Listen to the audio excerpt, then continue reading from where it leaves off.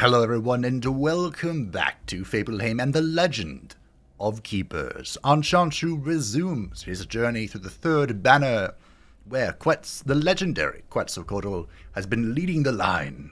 And by leading the line, of course, I mean supporting Brand as he deletes everything, even things that are resistant to fire.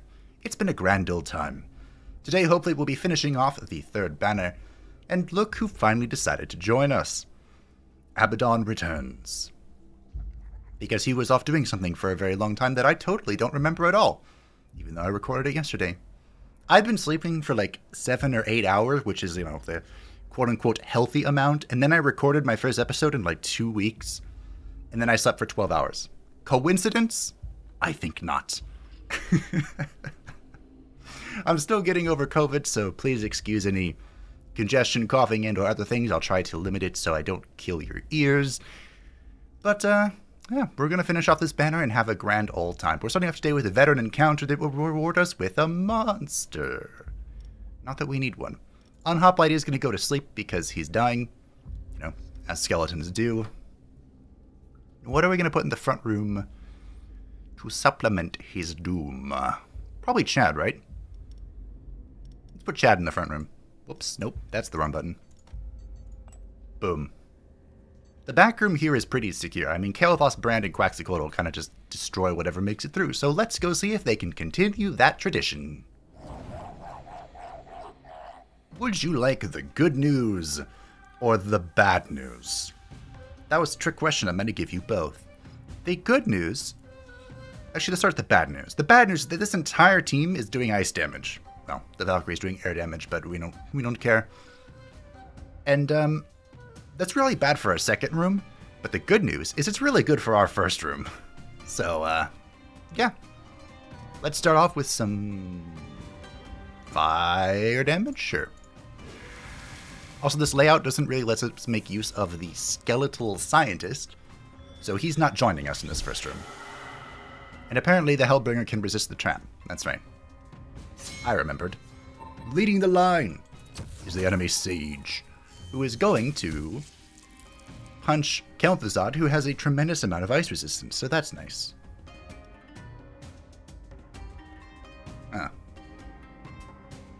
Well, let's just apply some random penalties, shall we?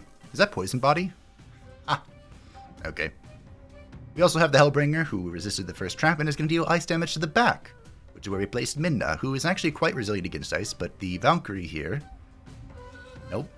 Was it the Valkyrie? Something reduced our elemental resistances, but I have no idea what it was. Anyway, we're going to try our best to kill the Sage before we get to the second room. Will I succeed? I have no idea. But hey, I'm going to do my best. Let's get some fire going, shall we? Minda! Ah, it was the Hellbringer that reduced it. Okay. Minda lives for one more turn. Perfecto. We just move the turn order around. Let's go, Midna. Let's go.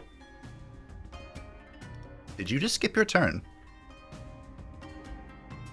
Alright, don't ask questions. Just accept it as reality. It's fine. Katie? Yes, one more turn for the Kel'Thuzad. Good, good. Look at all these random debuffs. Don't you, remove them or something? Gain a random bonus for each being hit. Oh, right. Cool. Well, this went well. Wow, we killed 2 units with the first room. Not bad. But that's kind of why I wanted Kel'Thuzad, because Kel'Thuzad brings an enormous amount of elemental resistances to the team, so... This all worked out as planned. We didn't have Frederick here because I like empowering the mirror instead of the mortar here, who's going to do no damage, but that's okay.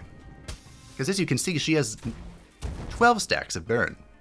And there is someone on this team that's going to make good use of that. Unfortunately, that person goes last, so this Valkyrie might die.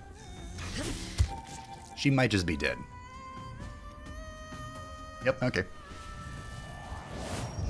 Easy peasy lemon squeezy. Ooh, the Abyssal Warrior. And the dog. I love both of these characters. There's also the skeletal archer, and there is an argument to have him. His name is Vertebrae. Ugh, my vertebrae are fucked. But the argument to have him is that he can get 2 dodges for free at level 4. And we have no other source of nature damage, right? The Abyssal Warrior is kind of like Kel'Thuzad in that he comes with a lot of fire and ice resistance, but he also has armor instead of the air resistance. And I love the Abyssal Warrior.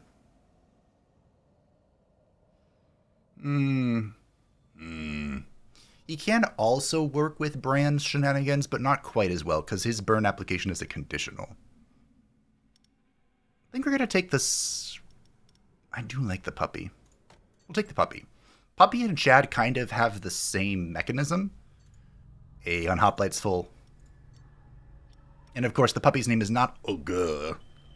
His name is Bork. But Bork applies a passive that gives 2 enhanced resistance to the front and 1 guaranteed crit to the back, just like Chad, of course, provides shell to the front and haste to the back. Whichever one is better is highly dependent on what you're fighting, but, it's fine. I think we're going to go to the engineer here. We'll see if we can upgrade the mirror, which of course we can. Perfect. We're ignoring the mortar in its entire existence. We just don't care. Do we want to alchemy stuff?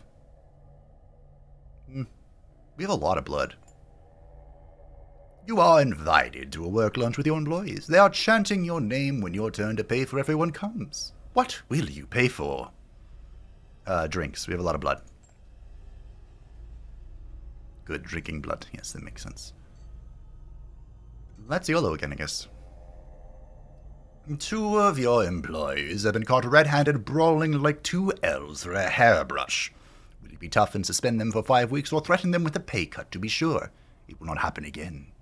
You could always buy a second hairbrush, which is what we're going to do, because this fighting event leads to one of them being killed. So, And we have a champion fight coming up, so I need both of those guys. Alright, we're at the black market where we can vendor people who have not been useful. Like Ara. Frederic has been useful, but he might be going. Because I need money. Because Quaxocoatl, as great as you have been, Quack, you're fucking expensive. So we'll sell Frederic as well. And now it's time for the champion. Of course he would get a healing well. Why wouldn't he? But he will also provide us with a rare. We actually have 2 rares, which is hilarious, but yippee would it be. Now, I think what we're going to do is kind of leave it as it is. We could bring Abaddon to the front room. Because I kind of just like having Quaxocoatl. Like, the Kael'thas, Brand, and Quack group has just worked out well. Abaddon would provide more, like a giant health pool for them to punch. But, this looks fine. Okay, sure, we'll just rock with this. The front room doesn't have a whole lot of damage. I mean, I guess KT and Midna are damage. Alright, whatever. We'll just go with this and see if it works out. Cross your fingers and your toes. It's time to punch. A champion. Greed is good. Until it is bad. Now, why would I be saying that here? Well, we're fighting the innkeeper, who is notoriously annoying for being able to heal himself. Now, why does that come into play? Well, because the innkeeper, deals fire damage. You can see how I got the 2 confused. And we are going to turn on the Sun Blessing, which increases the damage he deals. So, I'm kind of just hoping that my resistances will be enough. We also, of course, have a Virtuoso who deals physical damage, so, the Solar Blessing empowers him as well, but, we'll see if we can just outright kill him. That would be fun. Our lineup here was quite unexpected, and once again reassuring why selling Frederic was the correct call. But, ow, that fucking hurt. It is what it is. So the innkeeper, deals fire damage to the front, and deals additional damage per penalty that he has, which right now is 2. But he's actually surprisingly weak to fire, which is kind of hilarious. We also have the Herbalist, who for once is not leading the line, which is ironic. But she's going to deal nature damage to the back, heal people, can't be affected by poison. Should be attacking good old Shad, but Shad actually has a decent, well, had a decent amount of nature resistance. It has been reduced. It's unfortunate. Kel'Thuzad has fallen to the bleed effect. And I think Midna is going to get another hit? Maybe? This is slow 40. Alright, we'll slow. We're going to kill the Virtuoso. Let's go, Midna. Let's go. Alright, so one nuisance is gone. Of course, he also applied dodge to the lowest health target, so we're going to make things easier for our murder squad here. Midna. Oh, she's dead. Exact lethal. Damn. Well, they're going to full heal here, but they aren't removing their debuffs, which I guess isn't that big of a deal. Now the real question is, can our team of doom deal with this? I think so. Because I think Brand is just going to murder everybody. Brand also has a decent amount of nature resist, which surprised me, so hopefully she won't kill him. Oh. Oh.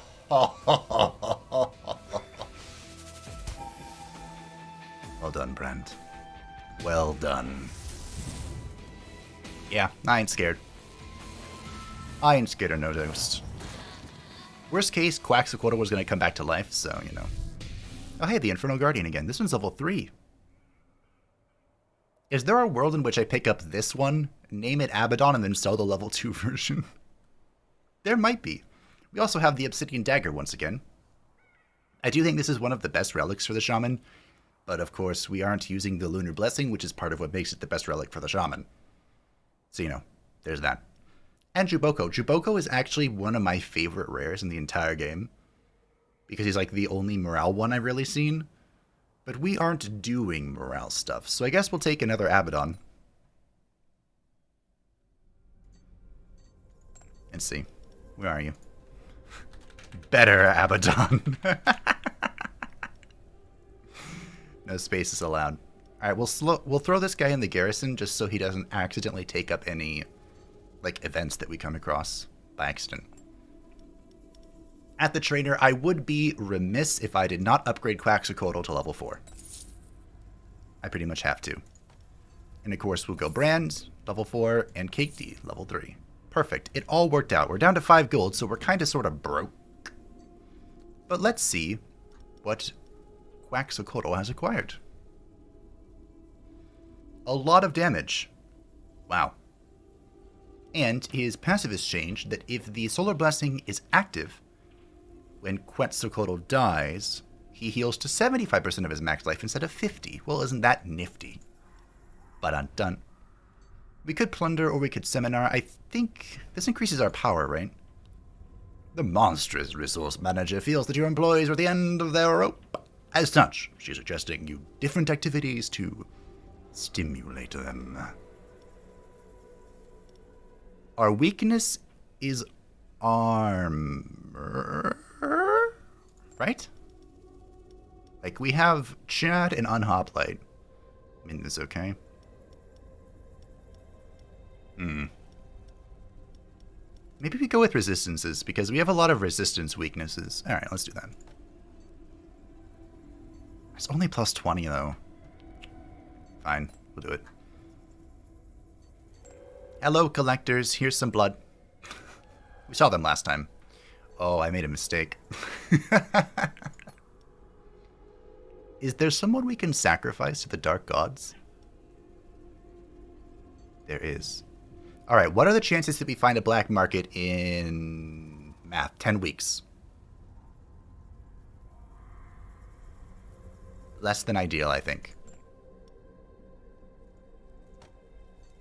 Do we sacrifice Abaddon to the dark gods?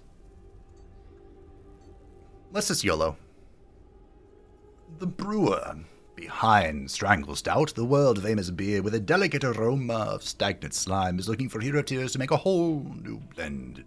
She'll pay you in as much beer as you can urinate. Will you make a contribution? I would love to. The troll beer is awesome. However, tears are not really our thing. Professional mourner. A banshee has offered her crying services for a very reasonable price. You could get a smaller quantity of tears for free if you show her one of your employees to get all emotional. Unfortunately, that is for Frederick, who has left, so we'll just pay. At the trainer, we can upgrade... I shouldn't have paid. Could have upgraded Midna. Or KT. No, I don't have enough blood. I'm literally 1 blood short. Alright, we'll upgrade Bork. We'll get some use out of it. At the therapist, do we want to do anything? We can just take the free thing, sure. Thanks, bud. Chan's still a little sad, but meh, everyone else is fine. Now, I don't think we want to do a business trip. The shortest is 5 weeks, so let's try and plunder here. Oh no. I regret this.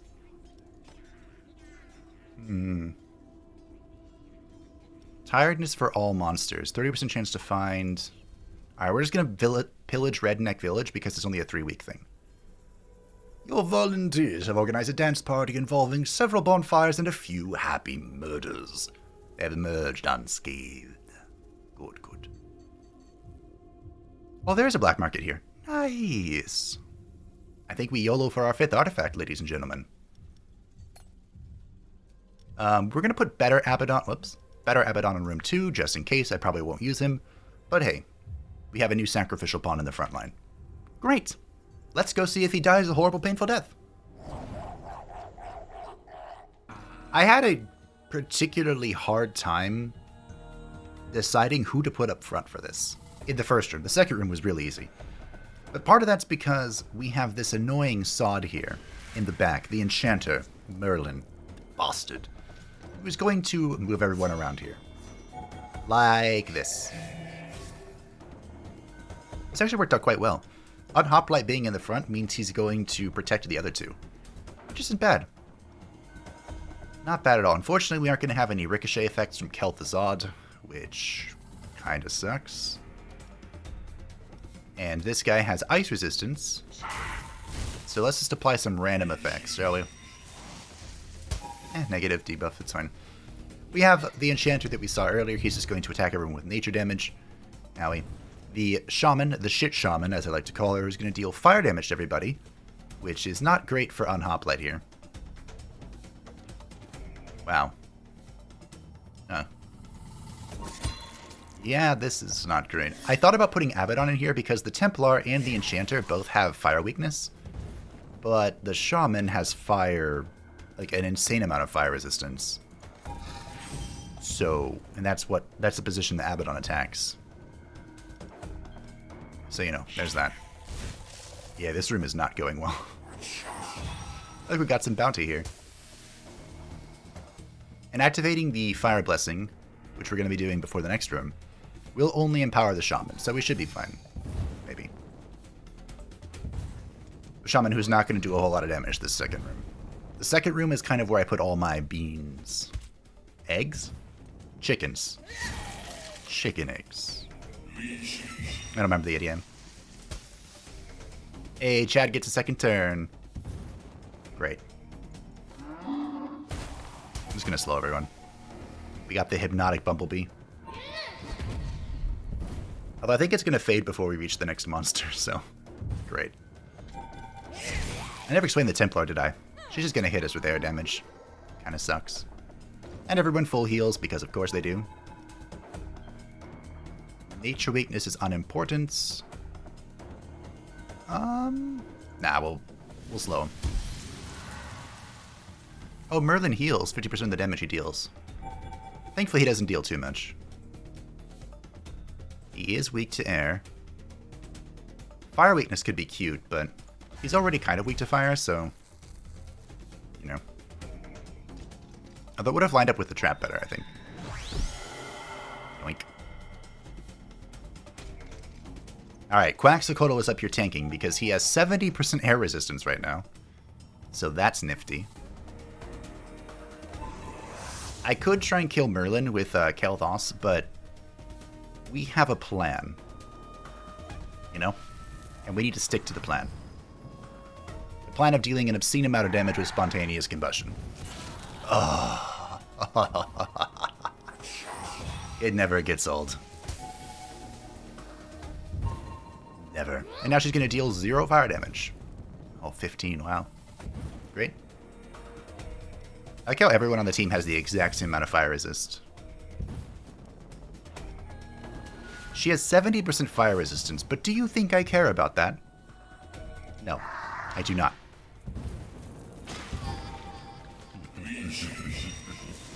I have noticed the game has a hard time calculating the predicted damage of spontaneous combust. Like, it said Merlin was going to die and she wasn't, but then she died and Merlin survived. But hey, that's fine. Because we all know that it doesn't matter. The demonic pendant applies Terrified 5 to all heroes when a demon is defeated. We don't do any of that morale stuff, so meh. The Fang of Melinda, demons' attacks regenerate their life by 150% of the damage dealt if the target is affected by burn. This is a full heal for Brand, BT dub. And the homeopathic poison. Heroes with less than 50% of their max morale lose 30 to all resistances. This would be really good if we were doing any of that morale stuff. So we're taking the Fang of Melinda. Which is hilarious. I don't want either of these, so we're just going to say hi to the doctor. Hi. Bye. And now we're going to sell Abaddon. Right here. I don't think I want to sell anyone else. We could sell Bork, but I think he's going to be important. So, just move on. At the engineer, we can upgrade the mirror. Sure. I thought about not doing that. Oh, we have no money. We're near the end. Or, excuse me, we have no training effect. The R&D director has created a centrifuge that can transform hero blood into tears. Do you want to use it? Sure, whatever. And now, for the final fight. Look at our artifact lineup. This is disgusting for what we're doing. Wow. We have the tar ball, so that anyone affected by burn loses 30 speed. And by being affected by slow, they are also losing 30 power thanks to the hypnotic bumblebee. We have the two-bird stone, which is just always good. Well, unless you're doing AoE damage strictly. But I've noticed that most builds usually have like a single target finisher sort of thing. The pocket mirror to defend our backline, which is usually very important. And now the Fang of Melinda, which is going to be full healing Brand like a mad lad. I do think our front line needs a little help, so we're going to pull better Abaddon into room 1, just in case, we can rip out that fire damage. And I think we're good to go. We're going to fight the final fight of the third banner. Also, they have a campfire, which is going to do nothing for them. This could be really bad. Our champion for today, which I feel like they do this every single time we have a fire-based build, is the Pyromancer, who is of course quite resilient against fire, and is going to be attacking the backline. Ignore that mortar, it wasn't meant to do anything. The backline with a single target fire attack, and healing for a little bit of the damage he deals. Now thankfully, I had the foresight of a genius. Sometimes my genius it's almost frightening. And I put Abaddon up front in the first room. So he's going to be tanking the Pyromancer like a G, and absolutely decimating the Shadow who joins them. Because the Shadow has minus 35 fire resist, and now he's on fire. I really hope that we can kill the Shadow quickly, because he's going to absolutely destroy our backline, which is not ideal. The Shadow, of course, being one of the most annoying enemies in the game, dealing nature damage to the front, which we don't have a whole lot of resistance with. I mean, Unhoplite has 50%, and he still took an obscene amount of damage. So we're going to go ahead and slow here. to reduce their power, because the Dragon Knight hits like a truck. Let's go on Hoplite. But the Dragon Knight attacks the center, which is Chad, who has 50% armor, which is very nice. Let's go on Hoplite. You can do it. I believe in you. I think we're going to continue to slow here. Of course, courtesy of the Hypnotic Bumblebee, they are dealing 30 less power, or have 30 less power to deal less damage. Chad is probably... Yes, let's go, Chad. And Hoplite has fallen. That's okay. We'll get some more burning here. I wonder if Slowed and Tarball stack. Probably not. That would be funny. Why are you not on fire? No, it's okay. Unfortunately, Chad is dead, I think. Goodbye, Chad. You were a worthy warrior. But the entire purpose of this first room was to kill the Shadow, and better Abaddon has slain the Shadow. Well done. Unfortunately, both the Dragonite and the Pyromancer have obscene fire resistance, so even with 23 stacks of fire weakness, you know, we aren't going to be spreading the burn, but that's okay. We'll deal 72 damage one at a time. Farewell, better Abaddon. Now, the campfire restores morale. Guess what we don't do? Morale. Now, I am activating the Solar Blessing, which is a little sketchy, because it will increase both the power of the Pyromancer and the Dragon Knight, but I ain't scared of no ghost. I did that to increase the fire weakness, although he has 30 stacks, so I don't think it's going away anytime soon. Unfortunately, there is no burn here, so, you know, we'll have to apply that ourselves. Now, is doing all this fire stuff the smartest thing in the world? No. Is that going to stop me? Also no. See, I said I was going to kill both of them, but I didn't. Anyway, that's why Quack's here.